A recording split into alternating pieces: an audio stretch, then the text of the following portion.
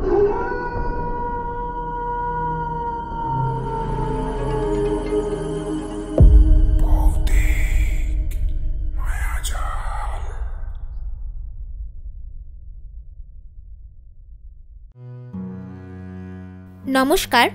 আমাদের চ্যানেলে আপনাদের আরও একবার স্বাগত জানাই। আমাদের আজকের গল্প মেছো ভূতের প্রকোপ। গল্পটি শেষ পর্যন্ত দেখবার অনুরোধ রইল। হ্যালো। হ্যাঁ, বলছি যে অফিস থেকে ফেরার পথে বাজার হয়ে এসেছি, একটা গোটা ইলিশ নিয়ে আসছি। বেশ জলের দামে পেয়ে গেছি। তোমার কি বুদ্ধিশুদ্ধি লোপ পেয়েছে? এত রাতে তুমি মাছ নিয়ে আসছো? ঝড় বৃষ্টির কারণে গোটা এলাকায় কারেন্ট নেই, আর তুমি স্টেশন থেকে এতটা পথ হেঁটে মাছ নিয়ে বাড়ি আসবে? এই যে শুরু হয়ে গেল ওনার জ্ঞান দেওয়া। আরে স্টেশন থেকে টোটো বা রিক্সা করে নেব, হেঁটে আসবো না। এত কম দামে পাওয়া যায় না। চোখে পড়লো তাই আর কি না ভেবে নিয়ে নিলাম। আর যেটা বলছি একটু শোনো, মাকে এখন কিছু বলো না, না হলে চিন্তা করবে শুধু মুধু। তোমাকে যে কি বলবো সেটাই বুঝতে পারছি না। থাক থাক, তোমাকে এখন আর কিছু বলতে হবে না। বাড়ি যাই, তারপর যা মন চায় বলো। স্টেশন চলে এসেছে, আমি রাখলাম। এই বলে আমি ফোনটা রাখলাম। আমার স্টেশন চলে এসেছে, মানকুণ্ডু। ট্রেন থেকে নেমে দেখলাম বেশ ভালো জোরেই বৃষ্টি হচ্ছে। কাউকেই আর সেরকম নামতে দেখলাম না ট্রেন থেকে। ব্যাগ থেকে তাড়াহুড়ো করে ছাতাটা বের করে মাথায় দিলাম। বাবা, 11:30 বেজে গেছে, বড্ড রাত হয়ে গেল। রিক্সা পাবো কি না তাও সন্দেহ। যা জোরে বৃষ্টি পড়ছে, মনে হয় হেঁটেই বাড়ি যেতে হবে। এই ভাবতে ভাবতে 1 মিনিট হাঁটার পর স্টেশনের বাইরে এলাম। দেখলাম চারিপাশটা ঘুটঘুটে অন্ধকার, কোথাও কোনো আলো জ্বলছে না। রিয়া ঠিকই বলেছে, পুরো এলাকায় লোডশেডিং চলছে। কোথাও কোনো রিক্সা বা টোটো দেখা যাচ্ছে না। হেঁটে যাব কি না ভাবছি, সেই সময় একটা টোটো চোখে পড়ল। এদিকে বৃষ্টি আরও জোরে শুরু হয়েছে। আমি ছাতাটা মাথায় দিয়ে দ্রুত পায়ে এগিয়ে গেলাম টোটোটার কাছে। দাদা, যাবেন নাকি? আমার কথা শোনা মাত্রই আমার দিকে ফিরে তাকালো। দেখলাম একজন মাঝবয়স্ক লোক রেডিওতে গান চালিয়ে এই ঠান্ডা ওয়েদারে বেশ একটা ঘুম দিচ্ছিল। কোথায় যাবেন? আলতারা যাব। এই বৃষ্টিতে এত রাতে ওইদিকে যাবেন? হ্যাঁ, যেতে পারি, কিন্তু ভাড়া একটু বেশি লাগবে। হ্যাঁ চলুন, কোনো অসুবিধা নেই। এত রাতে টোটো পেয়েছি এই অনেক। আর কিছু না বলে আমি ছাতাটা বন্ধ করে টোটোতে উঠে বসলাম।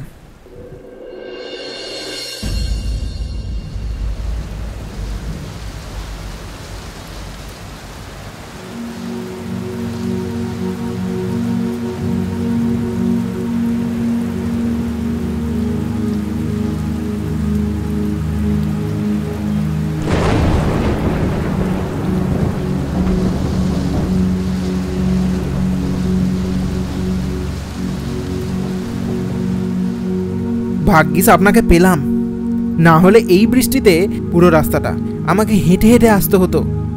আর একটু দেরি হলে আমাকেও পেতেন না। হঠাৎ সামনে কিছু একটা চোখে পড়াতে টোটোওয়ালার সঙ্গে সঙ্গে টোটোটা ব্রেক কষে থামালো। হেডলাইটের আলোয় দেখলাম একটা কালো বিড়াল রাস্তা পার হচ্ছে। আমি আর টোটোওয়ালা সেই বিড়ালটার দিকেই তাকিয়েছিলাম। দেখলাম বিড়ালটা রাস্তার মাঝে থেমে একবার আমাদের দিকে তাকালো, তারপর রাস্তার পাশে ঝোপঝাড়ের মধ্যে ধীরে ধীরে ঢুকে পড়ল। টোটোওয়ালাটা হঠাৎ গম্ভীর গলায় বলে উঠল, আরে এ তো অশুভ সংকেত।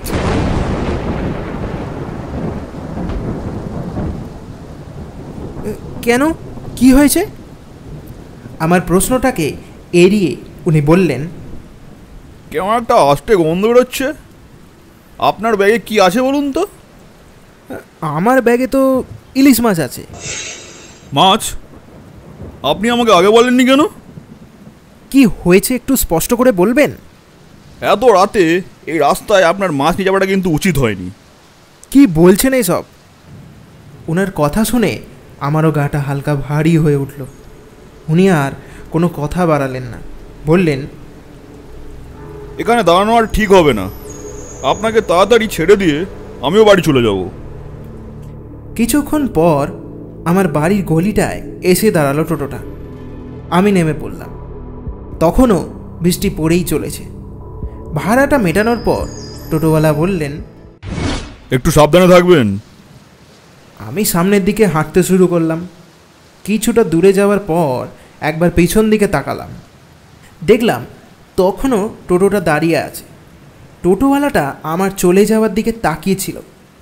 আমাকে ঘুরে তাকাতে দেখে উনি চেঁচিয়ে বলে উঠল, তাড়াতাড়ি বাড়ি চলে যান, আর দাঁড়াবেন না, আমি চললাম। এই বলে উনি চলে গেলেন। আমিও তাড়াতাড়ি বাড়ি চলে গেলাম। ডোরবেলটা একবার বাজাতেই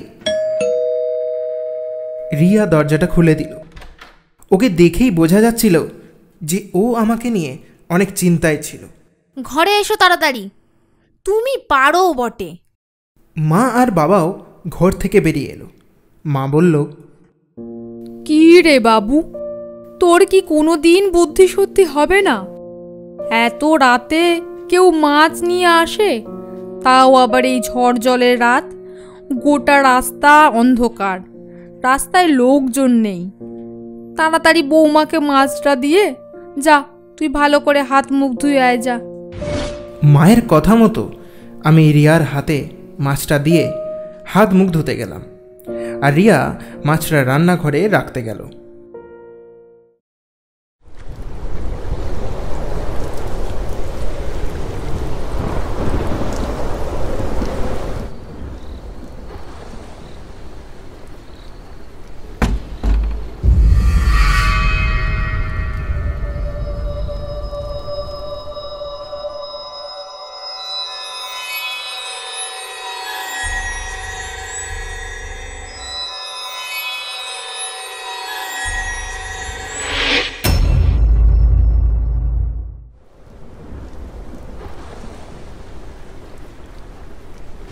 সবাই খেতে বসে পড়লাম।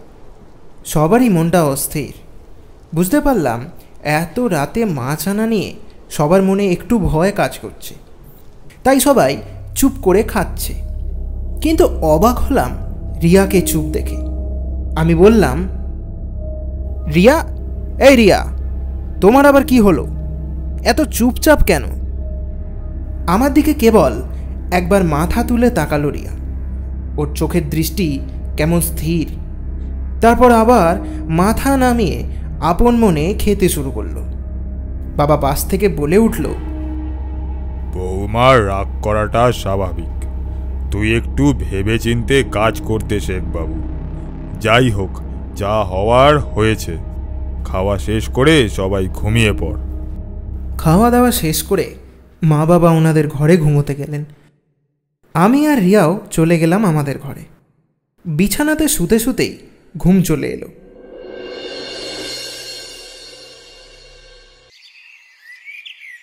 সকালে মায়ের গলা পেয়ে ঘুমটা ভাঙল। বাইরে বেরোতে দেখলাম মায়ের মুখটা কেমন ফ্যাকাশে। আমাকে বলল, বাবু, বৌমা কোথায়? ও তো এখনো ঘুমাচ্ছে দেখলাম, হয়তো ক্লান্ত, তাই আজ এখনো ওঠেনি। বাবা, তুই ওসব ছাড়, আমার সাথে আগে রান্নাঘরে চল দেখি। মায়ের কথা মতো রান্নাঘরে গেলাম। রান্নাঘরে ঢুকেই আমি চমকে উঠলাম।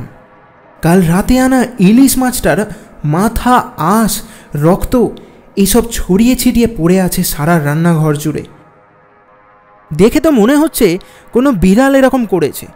তুমি এত ভয় পেয়ে গেলে কেন? বাবু তো ঠিকই বলেছে, তুমি এত অস্থির হচ্ছ কেন?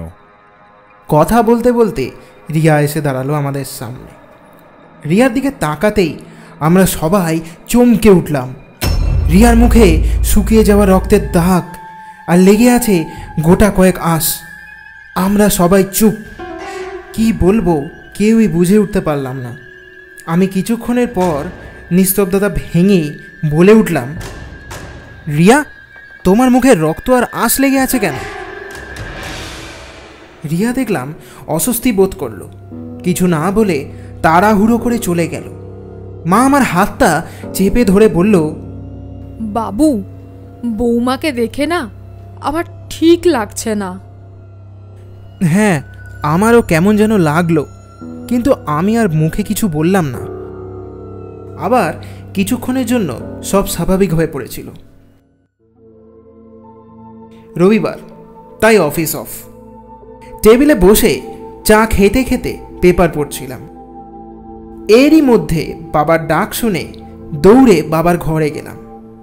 বাবু, তাড়াতাড়ি জানলার কাছে আয়, এসে দেখ কি সর্বনেশে কাণ্ড হয়েছে। দৌড়ে গেলাম সেই দিকেই। তারপর জানলা থেকে মুখ বাড়িয়ে দেখে আমার গা হাত পা ঠান্ডা হয়ে এলো। আমাদের বাড়ির পিছনের পুকুর পাড়ে বসে আছে রিয়া। একটা গোটা কাঁচা মুরগি মনে সুখে খেয়ে চলেছে। একবারের জন্য আমার মনে হলো এটা তো রিয়াই নয়, রিয়ারূপী এক ভয়াবহ প্রেত। আমার আর বাবার দুজনেরই হাত পা কাঁপছে দৃশ্যটা দেখে। তারপর আমরা চুপচাপ ঘরের বাইরে বেরিয়ে এলাম। বাবা কাঁপা কাঁপা গলায় বলে উঠল, বাবু, বৌমার শরীরে কোনো প্রেত মনে হয় বাসা বেঁধেছে।